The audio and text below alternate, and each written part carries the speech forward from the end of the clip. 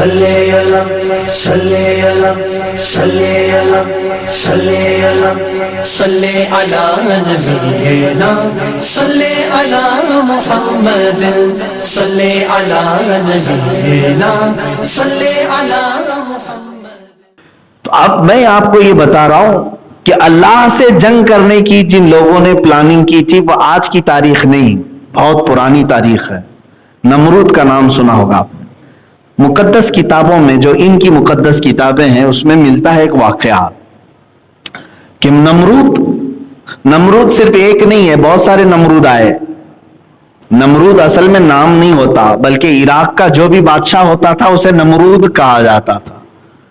یہ ایک اصطلاح ہے، ڈیفینیشن یاد رکھ لیں آپ۔ قیصر و کسریٰ بھی نام سنتے رہتے ہیں آپ، میں نے اس کو کئی مرتبہ بتایا ہے، یہ نام نہیں ہے، یہ لقب ہے۔ جو ملک روم کا بادشاہ ہوتا ہے اس کو قیصر کہتے ہیں، اور جو ایران کا بادشاہ ہوتا ہے اس کو کسریٰ کہتے تھے، اور جو مصر کا بادشاہ ہوتا تھا اس کو فرعون کہتے تھے۔ تقریباً 17-18 فرعون آئے ہیں، فرعون کئی ہیں۔ اسی طرح نمرود بھی بہت سارے آئے۔ ایک نمرود کا واقعہ پرانی کتابوں میں یہ ملتا ہے کہ اس نے بہت طاقت حاصل کی تھی۔ اس کی طاقت کا حال یہ تھا کہ وہ 1000 لوگوں سے تنہا لڑ سکتا تھا اور جنگلی جانوروں سے تک مقابلہ کرتا تھا، شیر، ہاتھی وغیرہ سے بھی۔ اتنی طاقت اس کے پاس، اور کبھی بیمار بھی نہیں ہوا تھا۔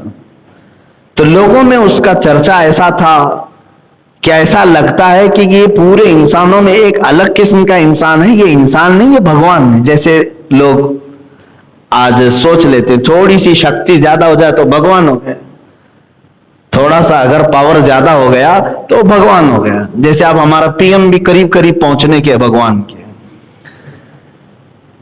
تو یہ نمرود کو بھی ان لوگوں نے اسی طرح سے بنا لیا تھا تقریباً۔ اب جس کو چیلے اس طرح سے بناتے ہیں وہ خود بن بھی جاتا ہے، وہ سوچنے بھی لگتا ہے ہاں میں تو ہوں، لوگ تو مجھے بول رہے ہیں۔ تو نمرود نے یہ سوچا کہ میں خدا ہوں اور لوگوں کو سجدہ کرنے کا حکم دیا۔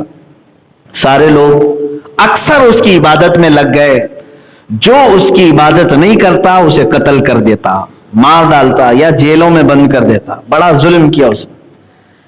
اب اس کے وزیروں نے، یہ یہودیوں کی تاریخ میں بتا رہا ہوں، یہ آلریڈی ایک بار ہو چکا، اب اس کو دوبارہ ریپیٹ کیا جانے والا ہے۔ اب یہ جو دنیا میں ہلچل چل رہی ہے آپ کو لنک میں دے رہا ہوں۔ کیوں یہ سب ہو رہا ہے آپ کے ذہن میں ڈائریکٹ بات آ جائے گی، کیا کرنا چاہتے ہیں آج یہ اتنی ترقیات کیوں کرنا چاہتے ہیں۔ سنیے، نمرود سے اس کے خاص وزیروں نے کہا بادشاہ سلامت، اور اس کو خدا کہتے تھے وہ، کہ سب کچھ تو ہے آپ کے پاس، طاقت و قوت ہے، انسانوں پر آپ کی حکمرانی ہے، جانوروں سے تک آپ مقابلہ کر لیتے ہو، سب کچھ ہے، آپ کبھی بیمار بھی نہیں ہوتے، لیکن ایک چیز ہے کہ جس میں عاجز ہو سکتے ہیں۔ کہا کیا ہے وہ؟ کہا موت۔ یہ اگر آ گئی تو کیا کریں گے؟ موت اگر آ گئی تو کیا کریں گے؟ سارا دھرا کا دھرا رہ جائے گا۔ محلات بھی بہت بنا لیے۔ اس وقت اس نے ورلڈ ٹاور بنا دیا تھا جو دنیا کی ٹالسٹ بلڈنگ تھی، بہت اونچی عمارت اس زمانے میں۔ اور کیوں بنایا تھا وہ بھی میں بتاتا ہوں۔ تو اس نے اپنے وزیروں کی یہ صلاح اور ان کے مشوروں کو سن کر کے کہا کہ یہ تو فکر کی بات ہے، آخر کریں کیا؟ کہا کہ ایک ہی صورت رہ جاتی ہے، اب تقریباً دنیا آپ کی فالوور ہو چکی ہے، سارے انسانوں کو جمع کر لیں، سارے انسانوں کو ایک جگہ جمع کر لیتے ہیں اور سب انسانوں کو فوجی بناتے ہیں، سارے انسانوں کو فوجی بناتے ہیں اور ان سب کو لے کر کے خدا سے لڑتے ہیں، پوری دنیا کو ایک طرف لے کر کے خدا سے لڑتے ہیں۔ اور ایک بار اگر اس کو مار کر ہم گرا دیے تو موت اور حیات تو ہمارے ہاتھ میں ہوگی۔ اب دیتا تو وہی ہے نا، موت تو وہی دیتا ہے، تو ٹارگٹ اسی کے ساتھ کیوں نہ کر دیا، اسی کو کیوں نہ کیا جائے۔ تو اس کی بات یہ لگی کہ ہاں یہ کام شروع کرنا چاہیے۔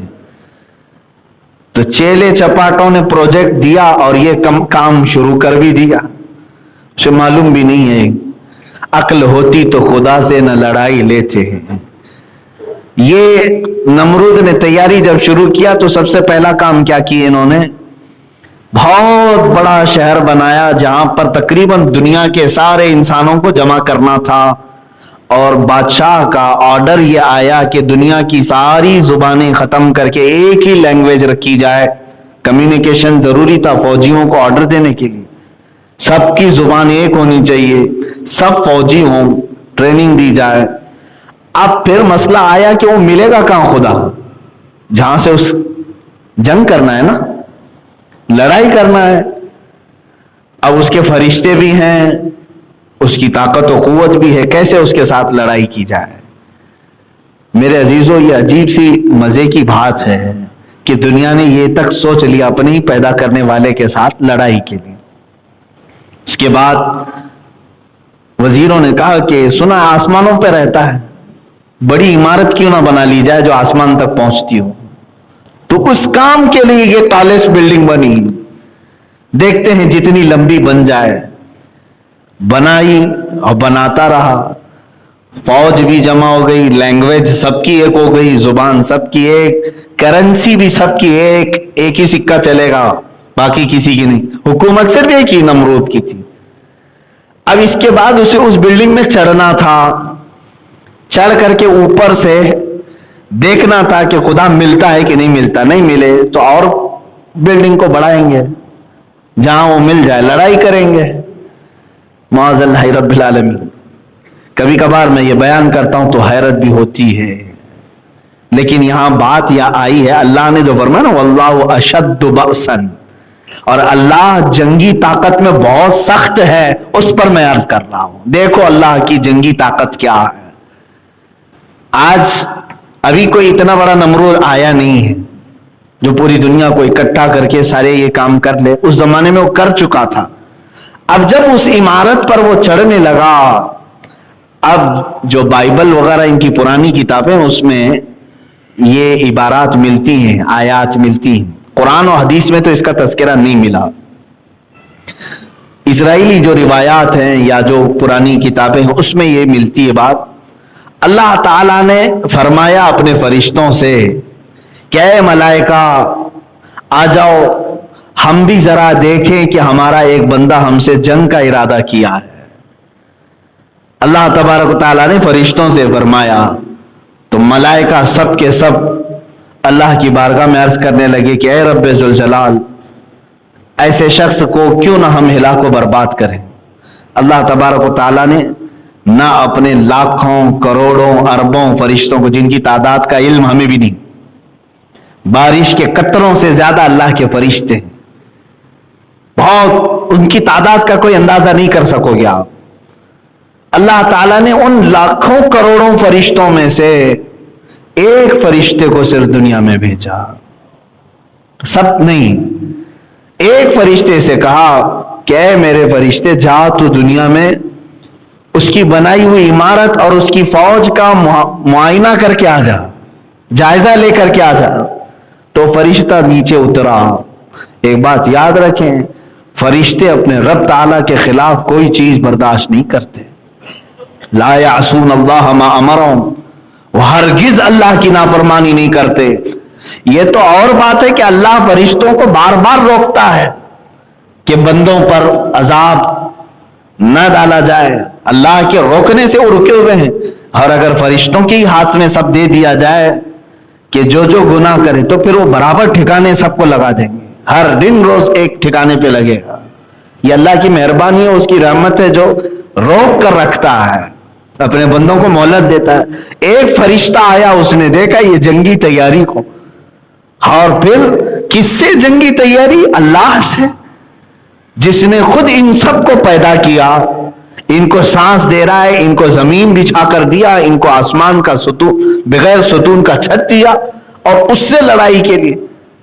تو وہ روایات یہ بتاتی ہیں کہ وہ فرشتے نے جلال میں آ کر صرف اپنے پر زور سے ہلائے، پوری عمارت زمین میں دھس گئی، پوری عمارت چلی گئی، اور اس میں جو جمع فوجی تھے وہ ہزاروں کی تعداد میں خاکستر ہو گئے، اور نمرود کی پورے چھیتڑے اڑ گئے، ختم۔ اور پھر اس کے بعد رب تعالیٰ نے فرمایا کہ جتنے جمع ہوئے تھے سب کی زبانیں الگ الگ کر دو، سب کی زبانیں بدل ڈالو، تو سب کی زبانیں فرشتوں نے بدل ڈال. یہ کیا کہہ رہا اسے سمجھ میں نہیں آ رہا، وہ کیا کہہ رہا ہے اس کو سمجھ میں نہیں آ رہا. آج بھی وہ حکمت باقی ہے پوری دنیا میں. یہ جو ہزاروں زبانیں ہیں اس کی ایک وجہ یہ بھی ہے کہ سب مل کر کے فتنہ نہ کریں، سب مل کر کے فتنہ نہ کریں. اس لیے یہ تمام چیزوں میں اختلافات ڈال دیے گئے، زبانوں کا اختلاف.